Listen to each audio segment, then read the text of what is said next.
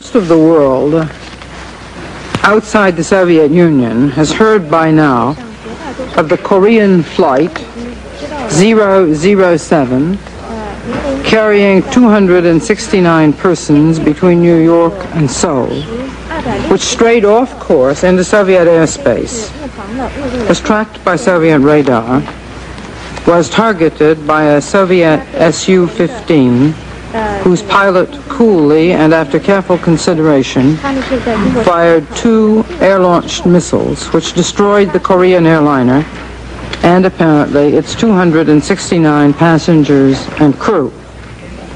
This calculated attack on a civilian airliner, unarmed, undefended, as civilian airliners always are, has shocked the world. The plane with 269 people on board was on a heavily traveled flight path from Anchorage, Alaska to Seoul, South Korea, called Red Route 20. For some reason, this flight strayed 300 miles off its course, heading straight for Seoul and flying over the sensitive Soviet military installation on Sakhalin Island. Then, to the horror of ground controllers, the pilot yelled out that all engines were out and the aircraft was falling. At first, the plane was reported missing, but then intercepted Soviet radio transmissions revealed the unthinkable had happened. The Soviets had tailed the distinctively shaped commercial jumbo jet for 2.5 hours and then shot it down. The cause of the tragedy remains a mystery at the bottom of the Sea of Japan, and all that remain are unanswered questions and the grief of relatives who rode a lonely ferry as close as they could to Soviet territory to say farewell to their loved ones.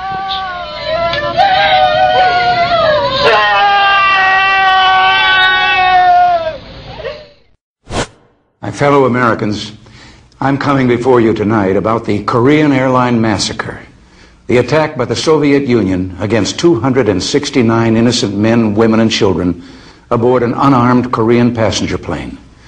This crime against humanity must never be forgotten, here or throughout the world.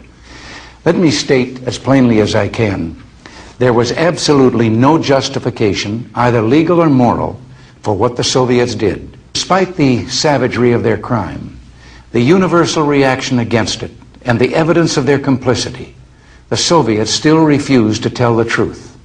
They have persistently refused to admit that their pilot fired on the Korean aircraft. Indeed, they've not even told their own people that a plane was shot down. They deny the deed, but in their conflicting and misleading protestations, the Soviets reveal that, yes, shooting down a plane, even one with hundreds of innocent men, women, children, and babies, is a part of their normal procedure if that plane is in what they claim as their airspace. Welcome, my friends, to episode 187 of the Corbett Report, Crashes of Convenience, KAL-007. Now, what you've just been listening to are actual news reports and other coverage from the time of the downing of Korean Airlines Flight 007 in Russian waters or international waters, just off the coast of Sakhalin Island. The younger members of the audience especially, and even some of the older, may be forgiven for not knowing of or not remembering the story of KAL Flight 007, because it has been an awful long time, and unlike some of the other spectacular plane crashes of recent decades and considerable events of the Cold War, this is one that is not generally brought up anymore, and it's an incredibly important event in Cold War relations between the US and the USSR that no one really seems to talk about these days, and which has received very little attention over the course of the past decade.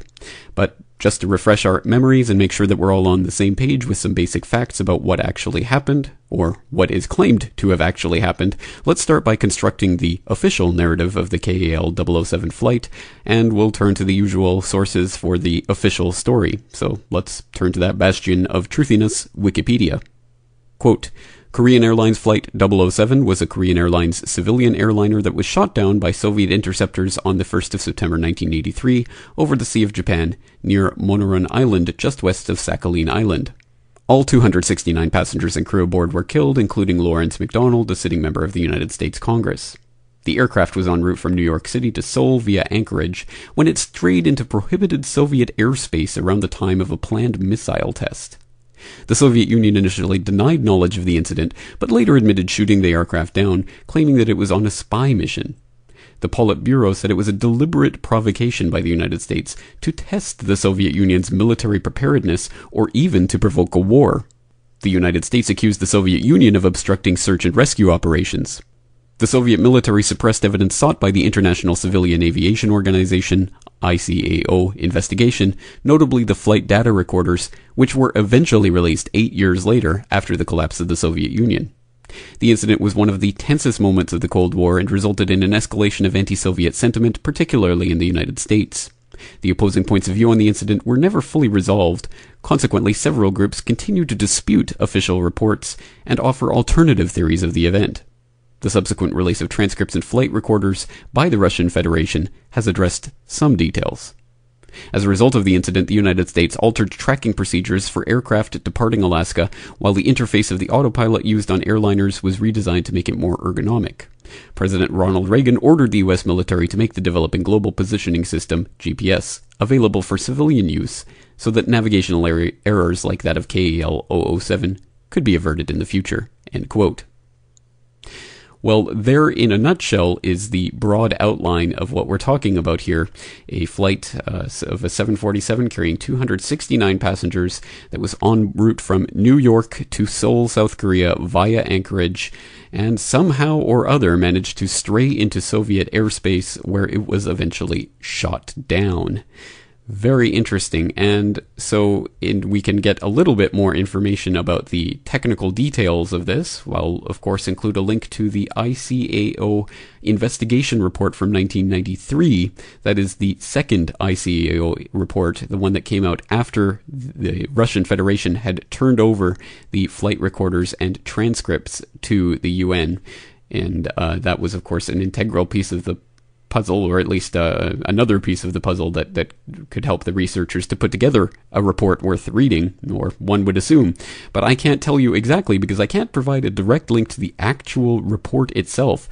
I have not been able to actually locate that anywhere online, so if anyone knows of an actual link to the actual ICAO report from 1993 about the KAL-007 downing, I would love to read it, so please contact me through the contact form on corbettreport.com. But in the meantime, I will give you the link to the news release of the ICAO Completes Fact-Finding Investigation from August of 1993. And it's talking about their investigation of the flight and what they were able to discover given the new information that came to light in the early 1990s. So, having said all of that, that's sort of the brief synopsis of what's going on, but why listen to that and read dry transcripts and reports from ICAO and other bodies when we could listen to the sensationalized, dramatic, ridiculous Discovery Channel infotainment documentary on the issue? To understand the complex factors behind the downing of KAL-007, we must first set the scene. In 1983, tensions between the United States and the Soviet Union were near an all-time high.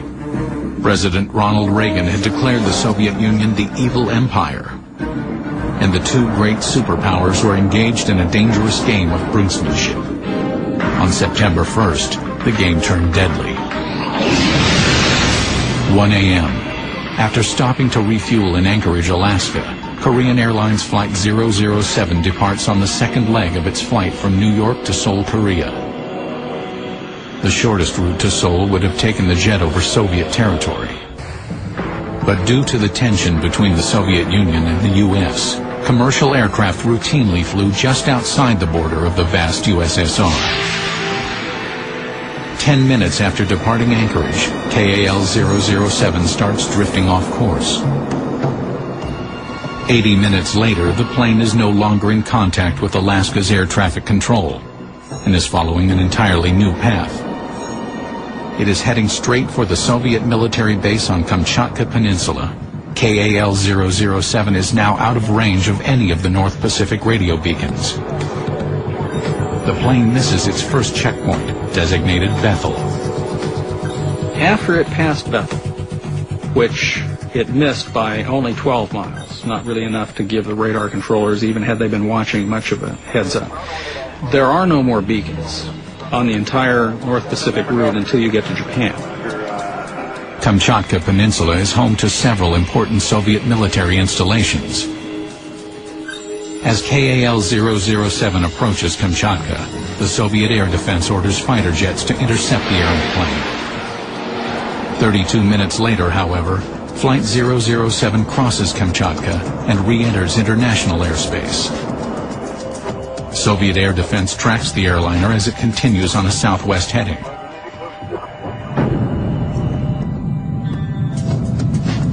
KAL-007's cockpit crew continues to make weather and location reports to air traffic controllers in both Anchorage and Tokyo, apparently unaware that they have strayed into Soviet airspace. The passengers on that airplane, even the crew, in all probability weren't even aware that they had ever violated Soviet airspace. Soon 007 approaches Sakhalin Island. Within minutes, the airliner will again be in Soviet airspace. The Soviet Defense Command orders MiG-23 and Su-15 interceptors into the air. For 20 minutes, the fighters shadow 007. The Soviets had launched aircraft out to meet the intruder, came around behind it, and followed it across the island. At 3:15 a.m. local time, the jumbo jet pilot requests permission to climb to 35,000 feet. 3 minutes later, Su-15 pilot Lieutenant Colonel Gennady Osipovich receives orders to destroy the aircraft. Osipovich fires his 2 missiles, each bearing 70 pounds of high explosives, and reports to ground control that the target is destroyed. It takes 12 minutes for the fatally damaged airplane to spiral 35,000 feet down. KAL-007 crashes into the Sea of Okhotsk, just north of Monoran Island, 350 nautical miles off course. Why did the plane fly so far off its route? How could a highly skilled crew who had flown the same flight hundreds of times not realize that they were following a different flight path on September 1st? How could they fly like this? How could an experienced pilot really ignore his navigation? This remains a mystery. Lawyer Juanita Medola represented the family members of the victims of KAL-007. The claim was negligence on the part of the cockpit crew, that they had devices in the cockpit that would have let them know that they were off course in terms of coordinates, and also that they were over land when they should have been on the water. So our argument was that they were totally oblivious to where they were and didn't care, or they knew that they were off course but were trying to fumble their way across the Pacific anyway. Could the Soviets have mistaken the civilian airliner for a spy plane? What? A spy plane? A 747, a passenger jet, being used as a spy plane in the Cold War to spy on Soviet facilities? Absolutely ridiculous. What kind of government or agency would possibly propound such a ridiculous conspiracy theory? Well, aside from the US government accusing the Russians of doing the exact same thing, of course. The United States guards its airspace just as jealously as the Soviet Union, but not as viciously. Soviet Bear bombers occasionally test U.S. air defenses by flying unannounced into the American air defense zone. Each time, the U.S. scrambles fighter aircraft to intercept the Soviet bombers, but only to escort them out. When it comes to Soviet airliners that stray from their flight paths, the U.S. usually does no more than file a mild protest with Moscow. U.S. officials say those stray Aeroflot flights are no accident. They cite one incident not too long ago when a Soviet jetliner managed to wander off course and overfly a Connecticut shipyard on the very day a new nuclear submarine was being launched. This is David Martin. Okay, so that does seem to be something that there were historical precedents for, so it's not absolutely outlandish on its face to claim the idea that there was a commercial jetliner being used as a spy plane to fly over military installations. Well, as long as the American government says it, it must be conceivably true, right? So at least we have some basis for some sort of claim along those lines. But how about in this specific case? Are there any facts that would tend to go along those lines, or anything that would complicate the narrative of this being anything other than a normal, regular civilian jetliner that just happened to stray off course, wildly off course, into Soviet airspace at the height of the Cold War? Well, let's turn back to the Discovery Channel documentary, in quotation marks, for more on that. And I hope you'll note that at the very beginning of this clip, of course, they use the word coincidence, series of coincidences, to introduce this topic, but at least they do cover some of the more interesting anomalies that were happening at the same time as this very flight. With KAL-007 out of radar range, a series of coincidences converged to create a tragedy. There were several other planes in the immediate area that night. Another Korean Airlines flight was en route. In addition, 75 miles away, an RC-135, an American spy plane, was monitoring secret Soviet missile tests. The RC-135 is a converted Boeing 707, which has a similar configuration to a 747, but it is much smaller. These military spy planes would fly figure eights in and out of Soviet airspace, listening to Soviet communications and collecting data. The Soviets knew all about these kinds of missions because they were routine, they've been flown many times, and Soviet pilots had scrambled to actually chase down and often wave to some of these aircraft. Every airline had been warned that to intrude over Soviet territory could result in a possible attack. The whole area was militarized, so to have an airliner coming across this area, even by accident, set them up for this disaster. The stakes were raised even higher by the risky game of cat and mouse being played between the USSR and the United States. It was common practice in those days for the U.S. To use RC-135s to tease the Soviets, mocking that they were going to penetrate their territory. They would fly toward their territory, and the Soviets would bring up their radars and send up fighters, and then the RC-135s would turn around. As 007 neared Soviet airspace, its flight path began to converge with that of the RC-135. The Soviets were watching the aircraft on their radar, and different radar controllers in different locations were reporting position points to a central area, and someone in that central command was plotting these positions on a map. Someone made an error in reporting these coordinates or reporting the numbers, and when they plotted it, they showed that the two aircraft had in fact moved into the same area, in fact had merged and then separated. Did the Soviets confuse the two planes and target the wrong aircraft? How could anyone familiar with aviation mistake a Boeing 747 for another aircraft?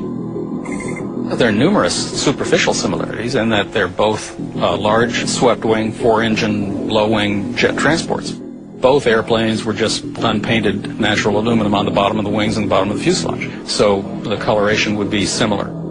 If the Soviet fighter planes had approached the suspicious aircraft from behind and below, they would have seen an outline matching a 707. And a 707 converted into an RC-135 was what they were expecting to find. In order to clearly identify the plane, the fighter pilot would have to approach it from the side, where he would have seen the distinctive hump of the 747. Retired Army General Anatoly Kornikov was the chief commander of air defense for Sakhalin Island.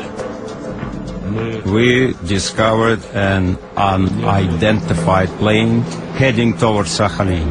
Radars were activated and interceptor pilots ready in their cockpits. Soon we could identify the plane. It was still far away. I immediately decided to launch interceptors on duty into the air. Lieutenant Colonel Gennady Osipovich was one of the fighter pilots sent to intercept the intruder. I took off. They gave me the course immediately northeast because the plane was coming from the north, from Kamchatka. At first I didn't expect it to be a military flight, but then they told me to activate my weapons and aim them at this target. General Kornikov claims every effort was made to identify the errant aircraft. We were making sure that the flashing navigation lights were on. The pilot said, yes, the flashing lights are working.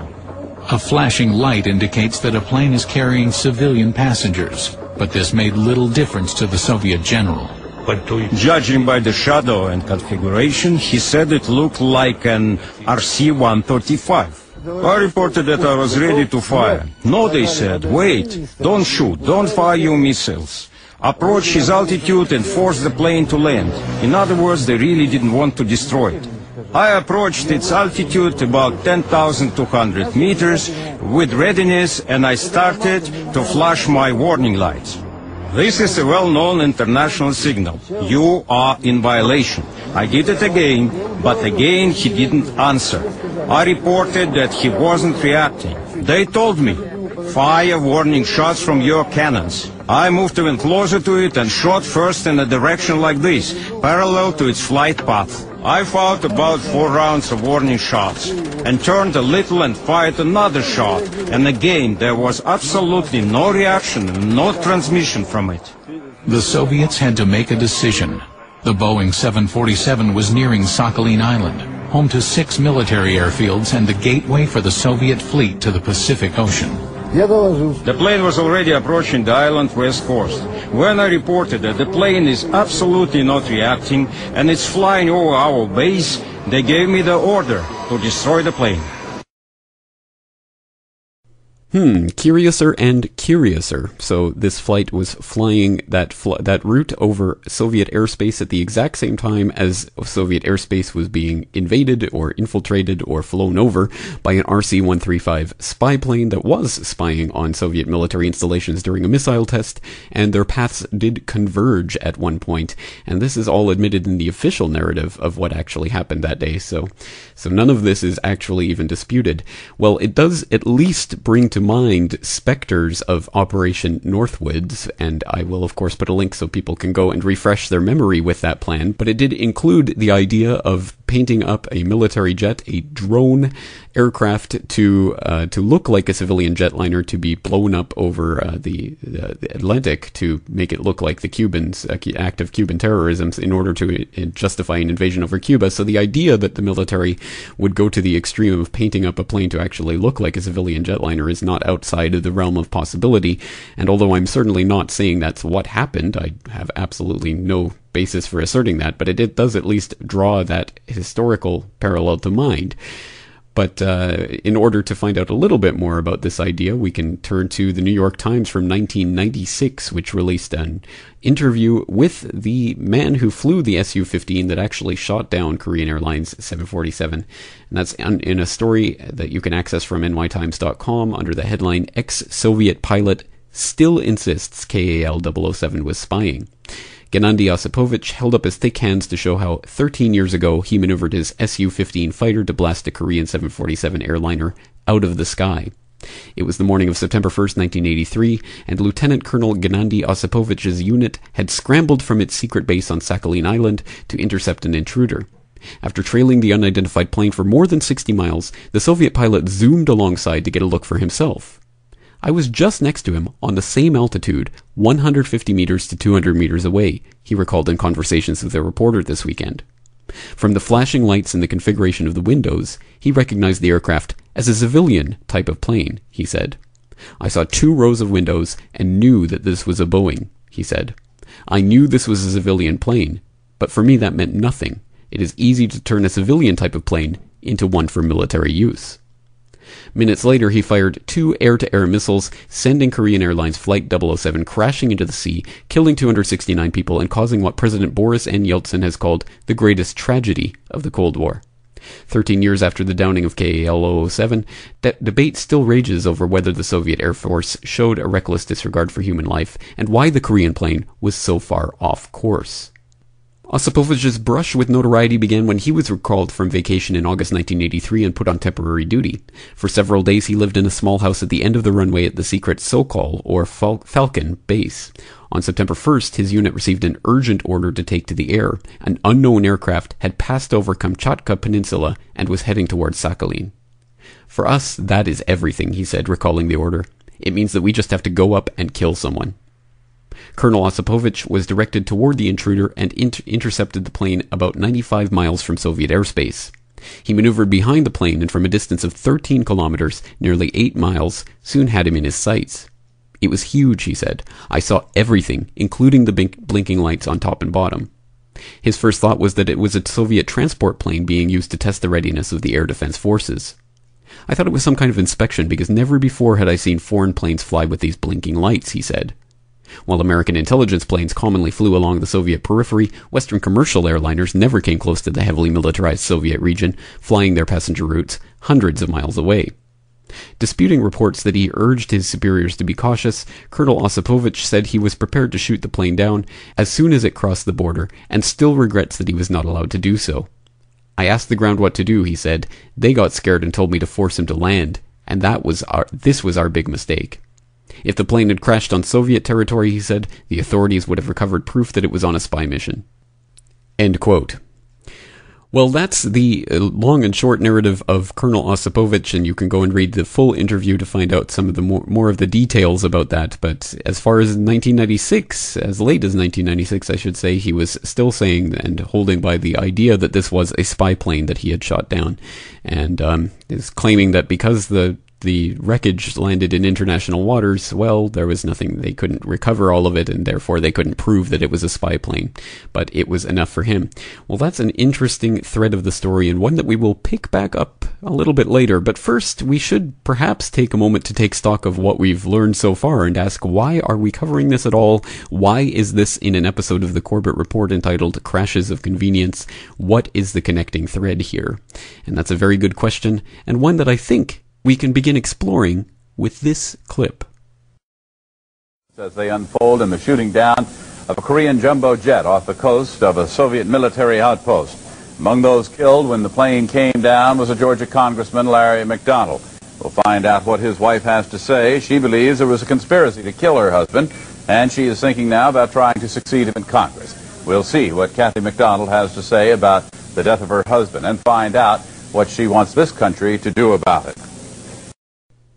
Well, that obviously raises the question, who was Larry McDonald? And that would be the obvious question to ask at this point, but like any human life, that's a question which would have numerous answers and would depend on whom you are asking it to.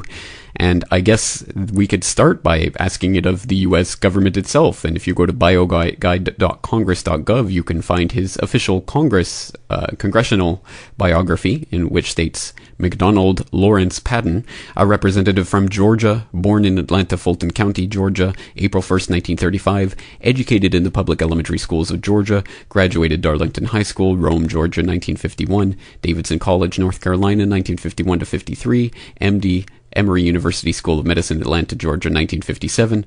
Postgraduate training in urology, University of Michigan, Ann Arbor, 1963 to 1966. Practiced medicine in Atlanta. Served in the United States Navy, 1959 to 1961. Chairman, Vice Chairman, Georgia State Medical Education Board, 1969 to 1974. Elected as a Democrat to the 94th and to the 4 succeeding Congresses, and served from January 3rd, 1975 until his death on September 1st, 1983, caused by the mid-flight destruction of Korean Airlines Flight 007 by the Soviet military over the Sea of Japan. Was a resident of Marietta, Georgia. End quote. But as sourcewatch.org would helpfully add, ? After reproducing the congressional biography word for word, it then adds this one sentence. At the time of his death, he was the president of the Western Goals Foundation and chair of the John Birch Society. Interesting indeed. Well, for those who don't know what the John Birch Society is, well, we'll take again, it's multifaceted and it depends who you ask, but we'll take it from sourcewatch.org. Why not? The John Birch Society is a conservative U.S. organization that was founded in California in 1958 to fight the threat of communism. It represents itself as a membership-based organization dedicated to restoring and preserving freedom under the United States Constitution.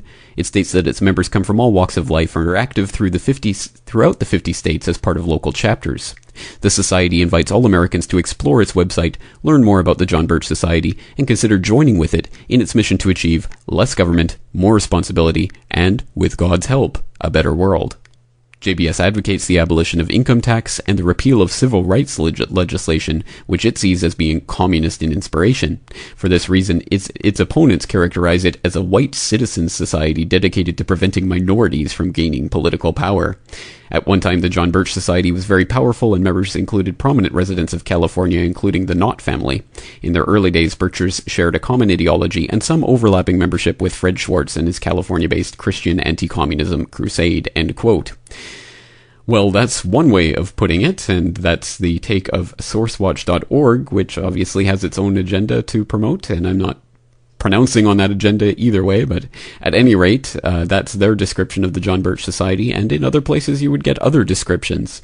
So I myself am certainly not a member of John Birch Society, nor do I promote them or their work or commend you to them necessarily, but not having said that, they have produced some very, very important and very helpful work along the lines of what the Corbett Report does, which is trying to expose the international and internationalist organizations which have been and continue to be, and presumably will continue to, infiltrate and take over the very mechanisms of national governments, which they will then use to work towards the idea of a one world government, identified by the John Birch Society for decades as the New World Order, something that, in fact, in many ways seems quite prescient right now.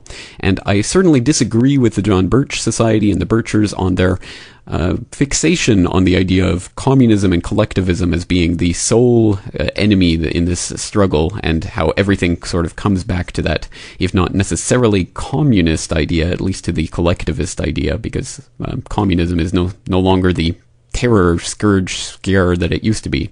That's been replaced by those shadowy, scary Muslims with their big, scary beards. But at any rate, the Birch Society is still very much committed to fighting collectivism. And if that sounds familiar to you, it's because a lot of the people that we've talked about before and even featured on this podcast, I'm not sure if they have direct connections to the Birch Society or members. I have not actually even explored that, but certainly sound very similar, such as G. Edward Griffin and his identification of collectivism as the key ideology which we are facing in this battle, or even Ron Paul and his constitutionalism and return to gold-backed money and a lot of other things that are explicitly promoted by the Birch Society, who of course also explicitly promote Ron Paul as a top candidate for government. So as I say, I don't come at this from a right or left angle, and I don't think that collectivism or communism is necessarily the be-all and end-all, and I certainly don't agree with certain of the Birch Society ideas or things that they advocated, or some of the things that even Larry McDonald himself advocated, such as the maintenance of basically the Red Scare, McCarthy era types of draconian systems in the government that were set up to try to find the un-Americans and that sort of thing. Well, I certainly don't agree with that. I don't agree with the wielding of the federal government power to engage in witch hunts or anything of that sort. But I think it would be extremely unfair to characterize either Larry McDonald or the John Birch Society in solely those terms and in that framework for that ideological argument.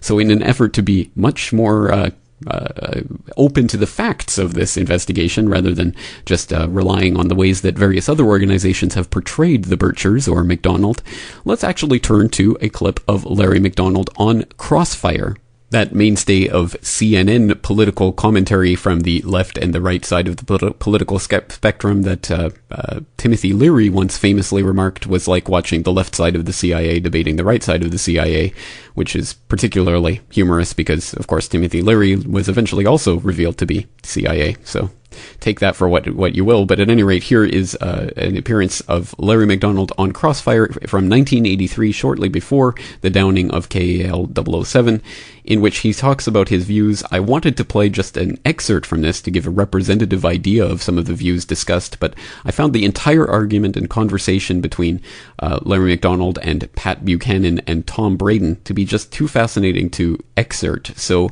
although the sound quality is not ideal, and I apologize in advance, this is obviously a transfer from an old videotape, so there is significant buzzing. I hope you can turn up your player of choice and will be able to hear this, because it is an interesting debate. Of course, you can also go and look at the video on Google Video. I'll provide the link in the documentation at corbettreport.com. But let's listen to this. It's Larry McDonald and Pat Buchanan and Tom Braden, talking about the rather prescient ideas of Larry McDonald back in the 1980s, trying to get the word out about the New World Order. Well, you heard then, I want to get to the point why the John Birch Society is differentiated from other New Right organizations. You can say Conservative Caucus or NICPAC or Conservative Digest, and people say yes, no, but you say the Birch Society and there's a recoil, even among conservatives who will say, no, don't call me a member of the Birch Society. Now, why is that? Is that partly due to the fact that Bill Buckley's National Review, I think around 1964, read the Birch Society out of the conservative movement? Have you recovered from that? Well, I think Bill Buckley founded ACU in '65 partly to do that. Elements within National Review have also, beginning in '65, I think very dishonestly, took a very strong tack against the Society. The Society would actually be termed more of the old right. I think the definition of the new right would be vigorous and post-vigorous. Okay, but why? I mean, I don't know where you disagree with the new right people, but why do you carry around this tarnish, this taint? Well, let me give you another reason why he carries around the taint. I'd be glad to give you the answer. Mr. Welch. The reason is because the Society is the only organization in America that is organized at the grassroots level with paid coordinators, with chapters in the communities all across the country. Conservative Caucus. Not with chapters, not with a paid field staff all across the country. That's organization. And so the result is that this is the one group, I think, that those who would radically change America seriously fear. And a tremendous campaign was launched in December of 1960 to move to discredit the John Birch Society, and frankly launched initially on orders coming out of Moscow. Well, Mr. McDonald, I'm not a conspirator. I think even Buchanan would vouch for that. Well, you are Robert Welch. Foreign Relations. Robert Welch. No, I don't think so. Yeah, I'm a member of the Council on Foreign Relations. Is that a conspiracy? Well, you've certainly. Well, let me just tell you what Newsweek says this. The John Birch Society considers communism only one arm of a master conspiracy in which socialist American insiders are plotting to establish world government. Now, it also says, and here's Director John McManus, that's your public relations director, saying that former Secretary of State Alexander Haig and CIA Director William Casey are two of these master conspirators who are plotting to establish world government. Now, what do you say? That kind of silly, asinine statement is what makes people laugh at the John Birch Society. Well, Tom, I'm sure being a long-standing member of the Rockefeller apparatus and as a member of the Council on Foreign Relations of long-standing, you're fully aware that there is an elitist core in this country that has seen value in subsidizing communism, of protecting communism. It has? Sure. You're accusing me of subsidizing communism? No, I'm saying because I happen to belong to a there is an elite core. Study group? No, wait a minute. There is an elite core in this country that has dominated American society. Well, I'm not one of them. Well, Trilateral Commission. The Trilateral Commission, Council on Foreign Relations. State Department, I suppose. Well, let's face it, they've dominated the State Department for 40 years, and pretty much openly All right, so. but what are they trying to do? Well, their objective is to try to bring about a gradual transition in our society, a dissolving of sovereignty, and a moving steadily to the left on the political spectrum. Well, who are they? The elitist groups that I mentioned, particularly key individuals and policymakers in the Council on Foreign Relations. Is the International Monetary Fund part of this? Well, I would say the International Monetary Fund has certainly been set up for the purpose of facilitating that transfer of sovereignty and transfer of wealth on the road. All right, we elected Mr. Conservative. Let me just finish the point, because otherwise we're going to have a lot of unanswered questions. That you are looking at a group that has worked to bring about a dissolution of national sovereignties on the road to world government. And certainly you're familiar with local professor Carroll Quigley, who has been part of your club, in which he admitted all this. And he said in his book, Tragedy and Hope, the only thing I disagree is that we've worked to keep it a secret. And you see Arthur Schlesinger Jr. writing way back in 1947, says, yes, this is the hidden policy of America. But we can't tell the American public because they're too unsophisticated to see the value. What is the instrumentality of world government? What is the instrumentality? All the things to say about Arthur Schlesinger. That's the silliest statement I ever heard. He never made anything like that. Well, let me suggest that you read the May-June issue of the Partisan Review of 1947, Tom, and you can read it for yourself. It's called Arthur Schlesinger said there was a conspiracy, to promote communism. No, he didn't use the word conspiracy. He said the objective was to bring about... Well, let me finish. I'll tell you. He said that the objective, the secret policy, which we can't tell the American public because they're not sophisticated enough to see the value, is that through a steady result of erosion of new deals, we bring the American society steadily to the left, and through a sound concept of benign containment, we merge into the vital center of the socialist left. Those are his words, not mine. You think John Kennedy was a member of that conspiracy? No, let me ask you this. The World Federalist Movement in the post-war era contained a lot of people who eventually broke with it, and a lot of people thought the UN, in the post-war era, looked toward world government. Sure. Indeed, they did, up until 48, 49. But a lot of them said, look, we were utopian. That's over and done with. We can't move. And a lot of them came in Kennedy's government. Schlesinger was in there when they were fighting in Vietnam, launched the effort in Vietnam. Schlesinger was behind the Bay of Pigs. In other words, look, isn't there some move that occurred in the post-war era that now has been dissipated because nobody believes in the utopian ideal of world government anymore? Well, I think there are those that realize that moving straight from a prototype of the United Nations into world government perhaps is tactically impossible. But phasing out increasingly national sovereignty into regional government and phasing out sovereignties into international treaties in multiple areas could be a route. The whole movement toward, quote, interdependence. Yeah. NATO is part of the conspiracy? Well, there are certainly elements in NATO. There are people in NATO who are very strongly dedicated to the defense of the West. But at the same time, you find in NATO a steady dissolution. You find a growing weakness as a NATO policy dominated by State Department policies that has not worked. Well, it's a regional grouping, and I think, therefore, it may be suspect by the John Birch Society. We're talking with Congressman Larry McDonnell, who has recently been elevated, I guess, to chairmanship of the John Birch Society, succeeding Robert Welsh. We'll be back in a minute.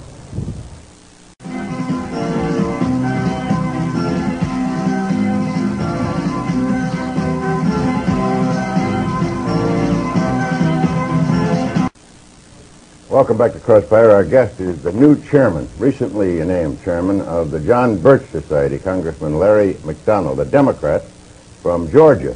Mr. McDonnell, your predecessor believed that the PTA was too left-wing and that the John Birch Society at one time tried to infiltrate it, or so he said. He used the word infiltrate. Is that part of your program now? Well, I think when the PTA comes out in this program for the test ban treaty, and when the PTA comes out for gun control, it comes out for obviously national legislative programs that have been linked with liberaldom, having nothing to do with education of our children. I think many people are wondering what in the world is the PTA doing, and that includes members of the John Birch Society. Well, I wonder about you. I wonder about you. I looked you up. You're the biggest joiner that I've ever seen in the world. You belong, as I counted them, to 67 organizations, among which are the National Rifle Association, the American Pistol and Revolver Association, the Committee for the Right to Keep and Bear Arms, the Second Amendment Foundation, and the Citizens Committee for the Right to Keep and Bear Arms. Well, Tom, I think there's a real drive in this country to try to destroy the realization of our citizens that they have a fundamental constitutional right to keep and bear arms as the Constitution allows. And unfortunately, there are those in our society, including elements of the PTA nationally, not always locally by any stretch, but nationally, who would believe that the federal government should restrict the right of citizens to keep and bear arms. Can I get back to What kind of grades do you give Ronald Reagan as president? And what kind of grades is the John Birch Society giving? Well, I would say in his speeches, Pat, you'd have to give him close to an A, B plus to an A. But in his performance, what's most disappointing? Well, I think the fact that the rhetoric is going one way and the record is going another. Let me ask you about this conspiracy again. Well, you can take the issue of one of the major problems of this country is inflation and the problems of the destruction of the dollar. And the fact of the matter is, in spite of promises of the contrary, Reagan has not moved to correct the deficiencies. We're now back to Keynesian economics despite comments to the contrary. Do you think that's a result of the conspiracy you mentioned? Is there somebody working on them to get the inflation so that this country will be weakened? Well, as a man who campaigned against elitism, as a man who in his campaign rhetoric said that he would not be having the Council on Foreign Relations trilateral types dominating his cabinet, he's got about 250 members of such in his administration. Well, let me ask you about Bill Casey. Now, I've known Bill. 250 members. Of the trilateral commission. I've known Bill Casey in the administration. I've known Bill Casey, the director of CIA, since World War II. As a matter of fact, in World War II, he was my boss.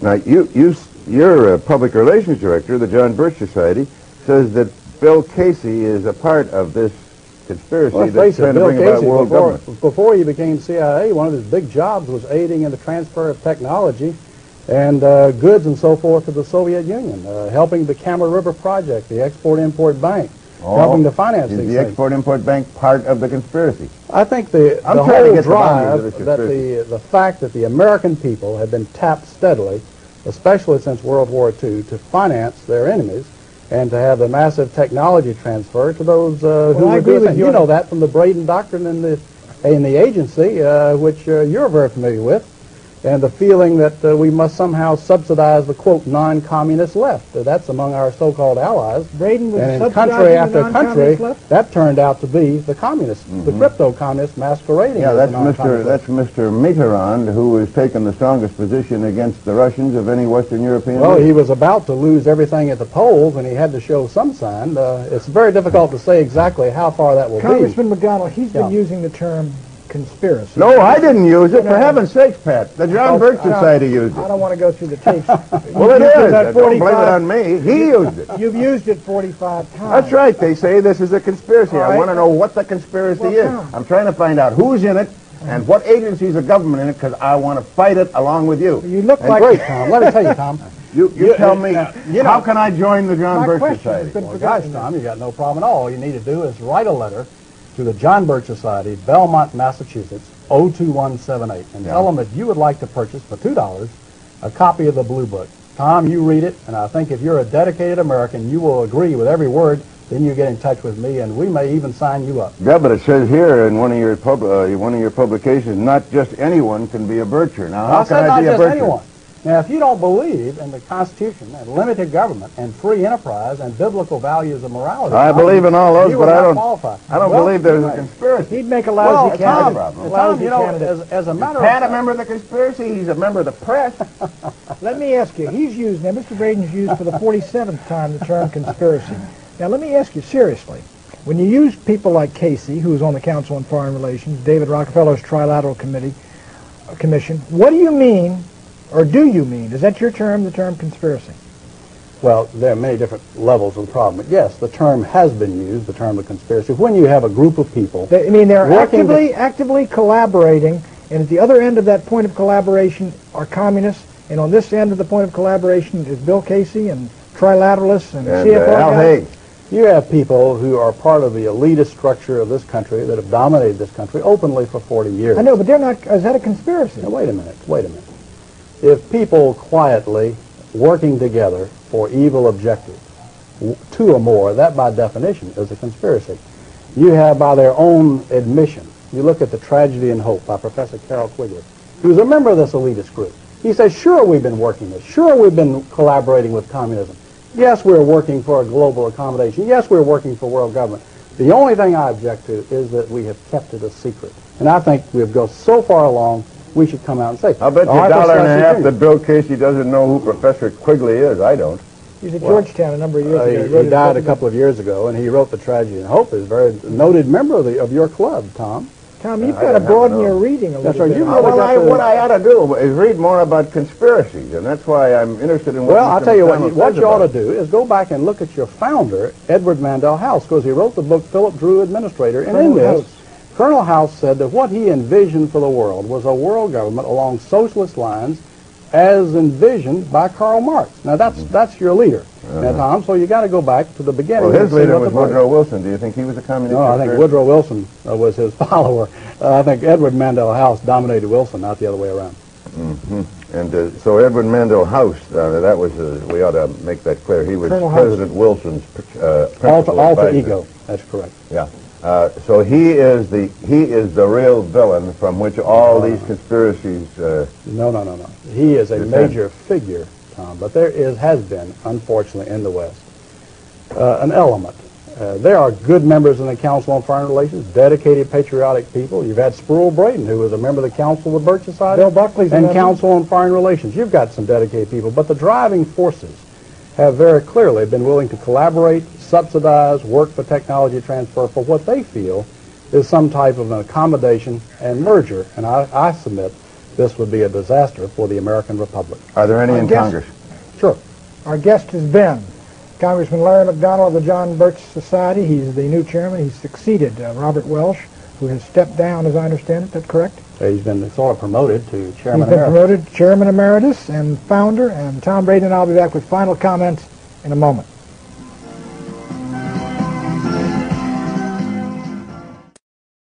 Well, in some ways, it's very depressing to note how little has changed in the past 28 years, isn't it? Especially with Tom Braden's consistent and vitriolic attacks on the idea of conspiracy. You think it's a conspiracy. There's a conspiracy. So tell us about this conspiracy. Who's behind the conspiracy?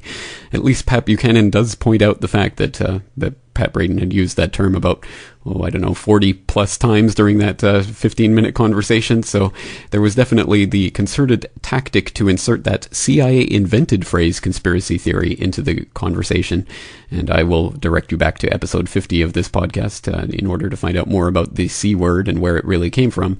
But at any rate, we can see that very much similar tactics, although perhaps with a little bit more finesse, are used these days to try to discredit anyone who dares to bring up the idea that people in positions of power would actually use their power and influence in order to bring about an ideology which they openly declare themselves to be adherents to.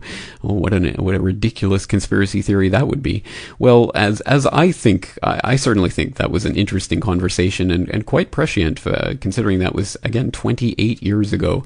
So certainly Larry McDonald was seeing things that many people were not at the time, and it's easy to look back from our position today and criticize this or that aspect of Larry McDonald's take on it. But I think just in order to assemble that type of worldview back 28 years ago, when access to information was so much more stifled, is at least somewhat impressive and worthy of some attention.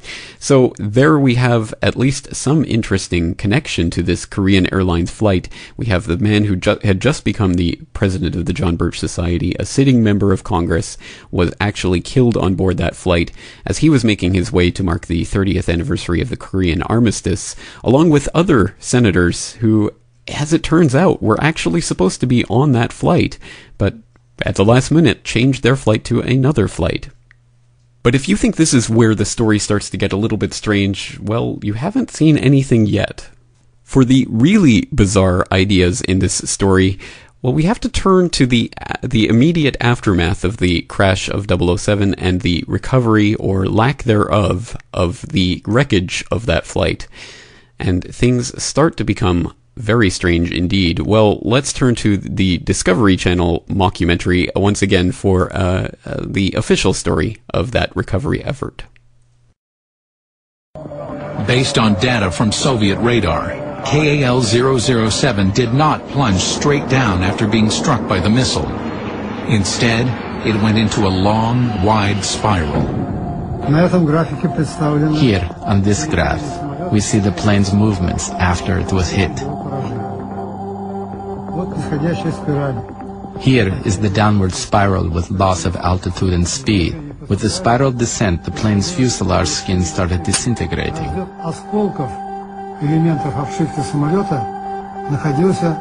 The debris was dispersed over the 5 to 7 kilometer radius. Adding to the mystery surrounding KAL-007 was the relative lack of debris found at the crash site. This led to accusations by the Soviets that KAL-007 was indeed a spy plane. To this day, General Konakov is skeptical that 007 was a civilian aircraft. I'm still convinced there were no passengers on that plane, and I have grounds to think so. There were countercharges that the reason there were no bodies was that the Soviets had captured the passengers and were holding them as prisoners. So where were the remains? Submarine Captain Mikhail Gears piloted one of the submersibles involved in the recovery. We were actually looking for the Boeing, or what was left of it, and our main task was to recover the black boxes. Once the Soviets found the black boxes, they needed to determine if there had been any passengers aboard the alleged spy plane. Only the parts of 4 human bodies, including 1 child, were ever recovered. We found bones and body parts. You've seen my pictures. There were many underwater creatures that immediately eat everything, including crabs, and there was a strong current there. на глубине порядка 200 метров. For a month, at a depth of over 200 meters, they were trying to fetch human remains from underneath a heap of plane debris. Останки отвозились. The remains were taken to the seashore, and doctors tried putting body parts together to determine how many people there were. Я не знаю результата. Identifying the bodies was impossible. In fact, authorities were unable even to prove that the dismal remains were from KAL-007. There were very few remains from the crash of Korean Airlines 007, and we now know that the Soviet ships had actually found the wreckage, and they did not either salvage the cargo or find ways to give back to the families anything of the possessions or the bodies of the passengers. There is speculation that any remains that were either recovered from the wreckage or that washed on shore were destroyed by the Soviets because they did not want evidence of what they had discovered. So where were the bodies? How could they have disappeared so quickly? Some experts believe the aircraft was totally destroyed upon hitting the water. Very little remained of the plane and its passengers. If the wreckage is seriously torn apart and just in small pieces, we'd have to assume that it had a lot of airspeed and a lot of impact when it hit the water. Conversely, if the fuselage and other parts of the airplane are largely intact, then you'd have to assume a lesser impact, but still enough to kill everybody on the airplane. KAL-007 would have disintegrated upon crashing into the ocean, the same way as if it had impacted upon the ground. Still, many relatives of the victims believed that because there were so few remains, that there must have been survivors. There's still some family members who would like to believe that their loved one is alive, even if they're being held hostage in prison in Siberia. The fact that there were very few personal effects that were found means that there is no closure for the family members. They had no memorabilia of their loved one that they could bury and have a place to go grieve over. In 1993, Russian journalist Andrei Ilyich organized a second dive to the crash site to search for clues. He invited Mikhail Gears to help with the investigation. The main question still engendering myths is why no corpses were found. The task was to raise numbered parts of the plane and dissipate the ridiculous theories that this was the wrong plane and the Russians were hiding something. I retrieved the numbered parts so that we could send them to Boeing in Seattle and prove that they belong to that specific plane. Ilyich personally retrieved several items from the sea bottom which he believes proves that there were no survivors, that KAL-007 was utterly destroyed on impact. This is inflatable life jacket. You can see that it belonged to Korean Airlines. The passenger apparently didn't have time to put it on. It all happened very fast. We brought this up from the bottom during our expedition. It was held down by big metal parts, otherwise it would have floated up and been carried away by the current. But what about the human remains? We now know that the crash debris was quickly dispersed over the ocean floor by swift currents, scavengers, and time. Interesting, isn't it? Well, we were presented with a number of bald assertions in that few minutes of documentary, in which, there were some various facts presented, and we can easily check whether or not they were actually factually the case. And for example, we heard the woman saying that there were no personal items or memorabilia that were delivered by the Russians to the Japanese or handed over to the Americans or the Koreans from the wreckage, and that is actually not true. In late September of 1983, the Russians met with some Japanese representatives and actually handed over, among other things, some footwear, both single and paired. And the Japanese had also retrieved some footwear, and altogether it came to 213 men's, women's, and children's dress shoes, sandals, and sports shoes. So there were shoes of people. There were no people. There was no luggage recovered. There were pieces of wreckage recovered, but there was no baggage, there were no people. And the Discovery documentary basically says that the people were eaten up by scavengers like crabs, and and dispersed in a very short time. Well, very interesting. Well, the other major assertion there was the assertion attributed to experts who believe that the plane would have simply broken up, disintegrated when it hit the water, and that would explain the large dispersal of wreckage and also why no bodies were recovered, because it was just too unimaginably horrific to imagine that anyone or anything could have survived in any form from such an amazing crash. Well, that's not necessarily the case, and one indication of that is the descent of KAL-007, which we know from the data that's been provided from the Russians to the ICAO. We know that the plane took 12 minutes to descend through the 35,000 feet to its final resting place in the ocean, and it took 12 minutes of a giant corkscrew turn that it was involved in. And apparently, according to the ICAO report, there would not have been a serious enough puncture of the cabin itself to entail complete decompression all at once. The passengers would have had time to have put on their oxygen masks, and therefore would have actually been conscious for the entire 12 minutes of descent. A rather horrifying thought. But it also leads to the idea that there was enough power in the engines for the pilots to have actually attempted a water landing. And although this sounds pretty far-fetched, it is not completely out of the realm of possibility, especially considering the flight data recorders that the Russians handed over with the voice cockpit recorders all completely go blank after 1 minute and 44 seconds after the missiles actually struck the plane. And it's quite apparent that the missiles, although they did strike and did cause decompression and obviously had a severe effect on the plane, they did not cut the engine's power, and it was not a plummeting straight down. The plane began a slow descent, which to a certain extent the pilots were fighting against. So definitely it was not simply a case of this plane plummeting into the ocean all at once. So during its long and very uncomfortable, I imagine, descent, well, what was happening? Well, the pilots, to whatever extent they would have been able, would have been attempting to facilitate a water landing. And in such a case, what is the possibility of survival? Well, as it turns out, in a planned water landing, under ideal conditions at any rate, as in not any sort of catastrophic thing or not something that's completely unplanned, the survival rate is actually, well, usually above zero. In fact, according to Wikipedia, in all cases where a passenger plane has undergone an intentional water landing or ditching, some or all of the occupants have survived.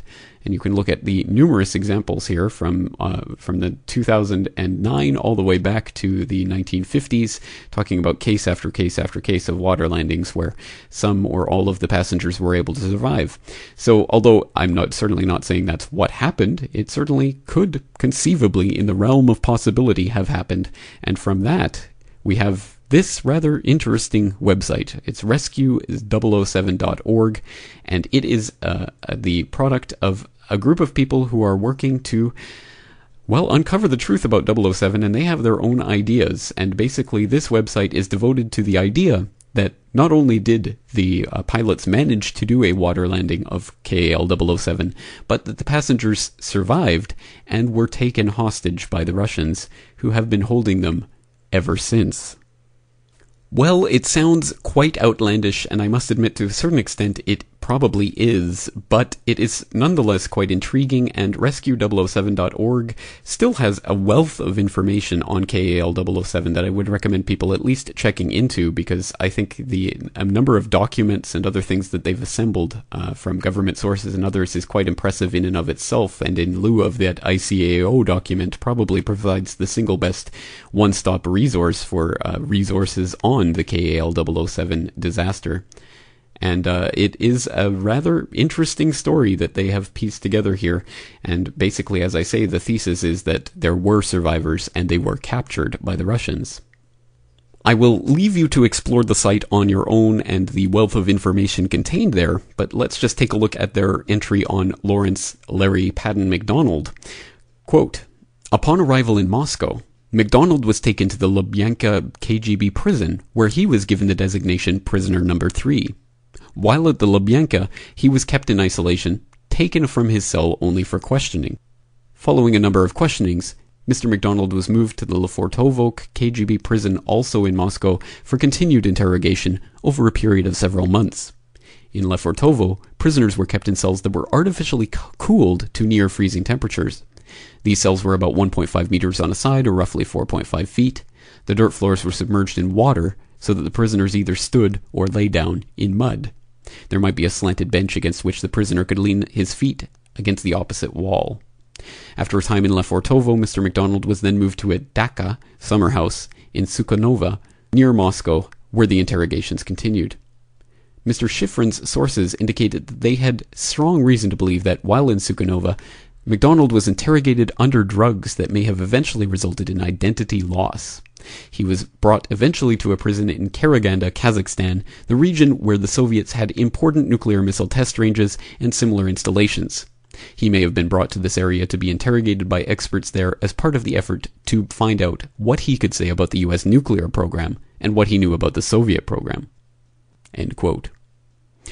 Well, again, that is a very interesting site with a lot of information, which I will leave you to explore in your own time, given the caveat that, of course, I am not propounding this as my own theory or necessarily subscribing to the theories of this website, but it is information to be taken on board at any rate.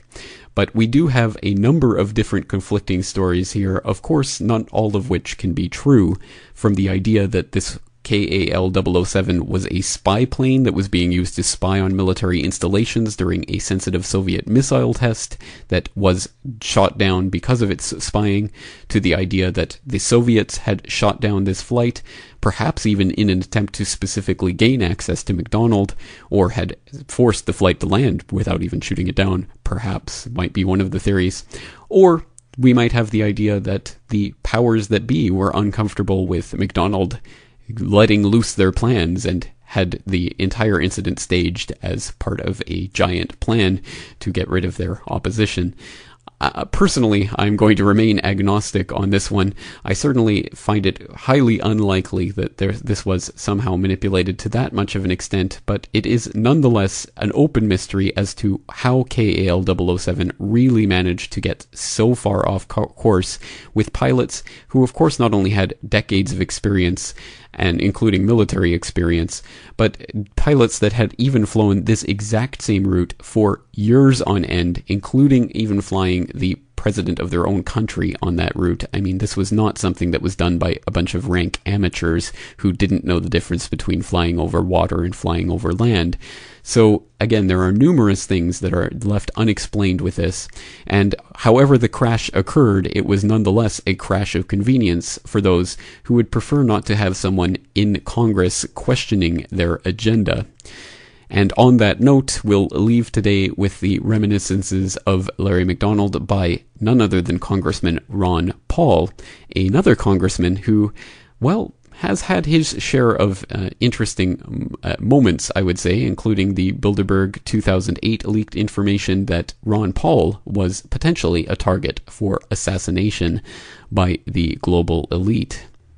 So on the words of Ron Paul, I will leave you today to begin the exploration of this rather mysterious flight KAL-007 for yourself and pondering the various mysteries on your own.